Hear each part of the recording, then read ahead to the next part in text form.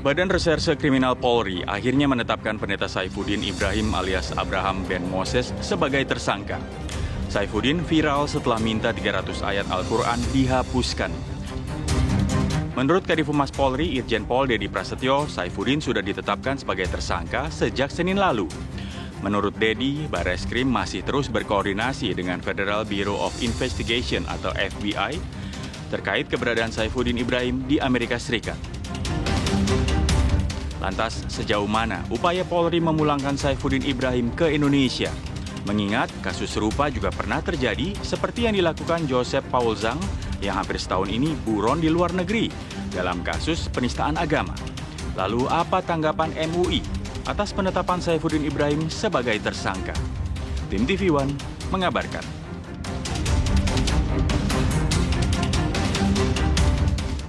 Ya, lagi-lagi para penista agama bikin gaduh lewat statementnya di sosial media. Ada yang sudah ditindaklanjuti dan diproses secara hukum, tapi memang ada yang masih warawiri di sosial media menebar kebencian bahkan menghina agama lain, pemirsa. Selain pendeta Ibrahim, maksud saya Saifuddin Ibrahim yang saat ini dikatakan sedang ada di Amerika, Paul Zhang saat ini juga berpindah-pindah antara Jerman dan Belanda. Mampukah kepolisian memulangkan mereka untuk memproses secara hukum, pemirsa? Itu akan saya bahas di Apa Kabar Indonesia Malam hari ini, pemirsa. Di studio TV One ini sudah bersama saya, Sekjen MUI, Bapak Amir Syah Tambunan. Assalamualaikum warahmatullahi wabarakatuh. Waalaikumsalam warahmatullahi wabarakatuh. Selain dengan Bapak ini, kita juga sudah tersambung dengan dua narasumber saya, mulai dari Brigjen Pol Ahmad Ramadan, Karopenmas Divisi Humas Polri. Selamat malam, Pak Jenderal. Malam, Assalamualaikum warahmatullahi wabarakatuh. Waalaikumsalam warahmatullahi wabarakatuh. Dan saya juga sudah melihat di sini Bapak Ari Afriansyah, pengamat hukum internasional kita. Selamat malam, Pak Ari. Selamat malam, Pak Jaja. Assalamualaikum. Waalaikumsalam warahmatullahi wabarakatuh. Pemirsa, kita ke kasusnya terlebih dahulu. Apakah ada kebaruan dalam penyelidikan hal ini? Mungkin saya tanya kepada Pak Ahmad Ramadan. Pak, ini bagaimana lebih lanjut mengenai kasus ini? Apakah polisi sudah mengetahui domisili dari tersangka ini, pendeta Saifuddin, atau seperti apa? Ya, terima kasih, Mbak. Jadi kasus ini di mana menindaklanjuti adanya laporan dari masyarakat. Ada 3 laporan polisi yang kita terima dengan terlapor yang sama, yaitu saudara SI. Merespon laporan tersebut, kita melakukan penyelidikan dengan memanggil saksi, kemudian ahli juga, dan mengumpulkan bukti-bukti. Ya. Dari keterangan-keterangan ahli, maka tindak lanjutnya kita menaikkan status dari penyelidikan dan kepenyidikan, dan saat ini kita sudah menetapkan tersangka. Tentunya penetapan tersangka itu penting ya untuk melakukan upaya-upaya hukum yang kita lakukan. Salah satunya kita akan menuju red notice nantinya. Karena harus ada dimulai dari penyidik ya. Penyidik kemudian melalui Divisi Hubinter, Interpol, kita akan menyampaikan ke Interpol di mana tersangka berada. Yang mana kita diduga hasil penyelidikan kita posisi tersangka SI ini berada di Amerika. Jadi kita memerlukan itu sehingga kita menetapkan yang bersangkutan sebagai tersangka. Nantinya setelah upaya kita membuat red notice, maka melalui Interpol Amerika akan menelusuri. Dan ini juga penting untuk membatasi ruang gerak yang bersangkutan. Di mana ketika orang dinyatakan masuk dalam red notice, maka kemanapun ruang geraknya mereka akan segera diamankan untuk selanjutnya diserahkan ke kepolisian di negara tersebut. Demikian, Mbak Jata. Pak, kira-kira seberapa optimis bahwa red notice ini bisa dikabulkan oleh Interpol? Kalau untuk Paul Zhang ini seperti apa, Pak? Persoalannya ini adalah pasif atau tidaknya kepolisian ya. Kemudian pasif atau tidaknya juga orang yang dicari. Ketika orang yang dicari itu dengan seterusnya dia sembunyi terus, memang ini bukannya masalah pesimis, tetapi memang keberadaan orang tersebut termonitor red notice dari pelintasan. Pelintasan itu yaitu di bandara-bandara ataupun pelabuhan-pelabuhan. Ini ketika seseorang yang dinyatakan tersangka, katakanlah dia berada di negara lain, dia tidak bergerak. Nah ini memang tidak terpantau pergerakan dia, karena memang red notice itu pemantauannya dari perlintasan, begitu Mbak Caca. Baik, mungkin sekarang saya ke Pak Ari untuk mengetahui sebenarnya kalau dalam tinjauan Bapak, kalaulah mungkin untuk kasus korupsi gitu ya, ini pasti berbeda untuk kasus seperti penistaan agama. Pak Ari, mudah nggak ya atau sulitkah memulangkan mereka ke Indonesia dengan berbagai mekanisme seperti ekstradisi, red notice atau bagaimana? Ya, sejatinya seperti yang disampaikan oleh Pak Ahmad Ramadan tadi ya, upaya dalam memulangkan orang yang dicari ya atas proses hukum di Indonesia itu tergantung banyak hal. Salah satunya adalah tadi aktivitas buronan tersebut. Dan tentu Kepolisian Indonesia sudah melalui kerjasama internasional, dalam hal ini adalah Interpol, mencoba untuk meminta bantuan kerjasamanya, informasi, dan bahkan kepolisian setempat tadi melalui FBI untuk mencoba menemukan orang-orang yang kita cari dan dimintakan oleh Indonesia dalam hal proses hukum.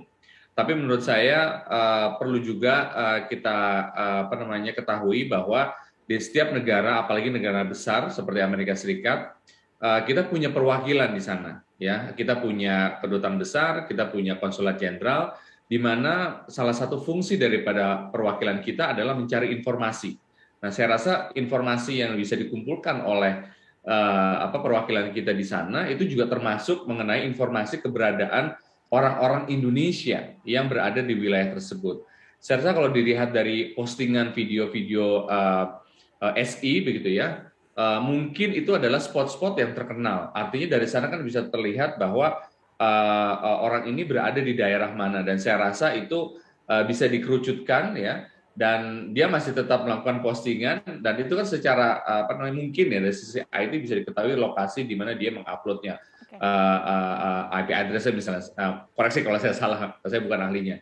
Tapi paling tidak dari informasi perwakilan kita di sana kan kita juga bisa mengumpulkan informasi-informasi yang beredar. Ya, perwakilan kita juga bisa berbicara dengan komunitas Indonesia di sana, begitu kan? Saya rasa ada hal lain juga selain kerjasama formal yang dilakukan oleh Kepolisian Indonesia. Oke, mungkin saya ke Pak Mirsya Tambunan. Pak, kalau MUI bagaimana sih melihatnya bahwa apakah dengan celah ini para penista agama bisa bebas mengatakan apapun tanpa adanya filter menistakan agama lain? Karena ia tahu bahwa prosesnya panjang untuk memulangkan mereka, memberikan sanksi hukum, atau bagaimana? Ya, jadi bagi saya ada beberapa hal yang perlu kita jelaskan kepada masyarakat, ya, bahwa soal penista agama ini kan, dan soal undang-undang ITE juga ada. Jadi bagi saya peraturan perundang-undangan bisa menjerat beliau sebenarnya.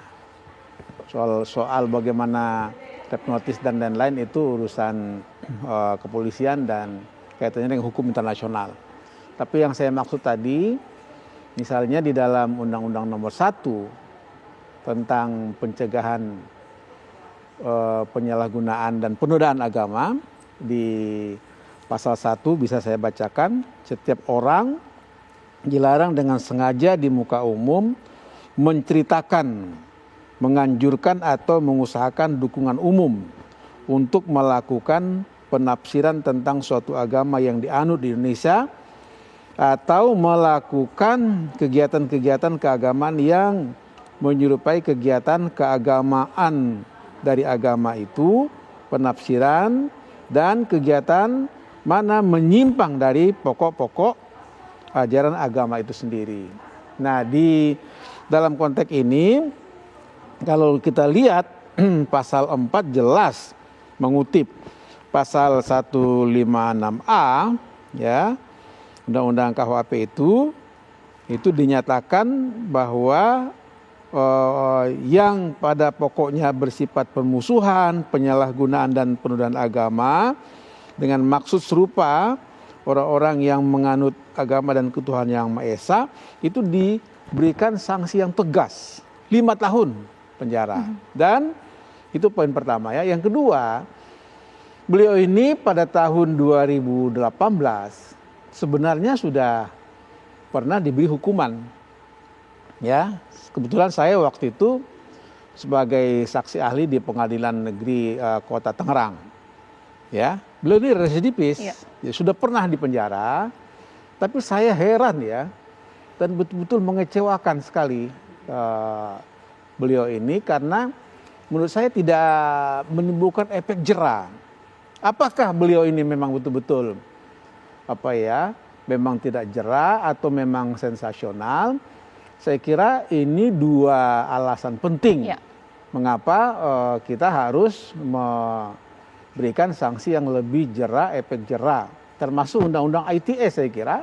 Jadi kalau bagi saya bisa pasal berlapis agar beliau ini betul-betul beri dampak yang memberikan efek jera. Oleh karena itu saya sebagai Sekretaris Jenderal Majelis Ulama Indonesia begitu banyak mendengar aspirasi dari masyarakat, ya saya mengatakan kita harus bersabar, memberi kepercayaan kepada aparat kepolisian, dan kita memberi apresiasi kepolisian yang sudah memberikan status tersangka. Gitu. Ya, pemirsa tadi Pak Ahmad Ramadan sebenarnya sudah menjelaskan bahwa untuk memulangkan seseorang penista agama dari luar negeri ke Indonesia ini prosesnya panjang, tapi yang terjadi di masyarakat ini opini kemudian terbentuk. Bahkan ada yang bertanya bahwa apakah aparat kepolisian tebang pilih untuk kasus penista agama sehingga kemudian proses yang berlarut-larut tanpa ada kejelasan hukum. Nanti kepolisian akan menjawab sesaat lagi.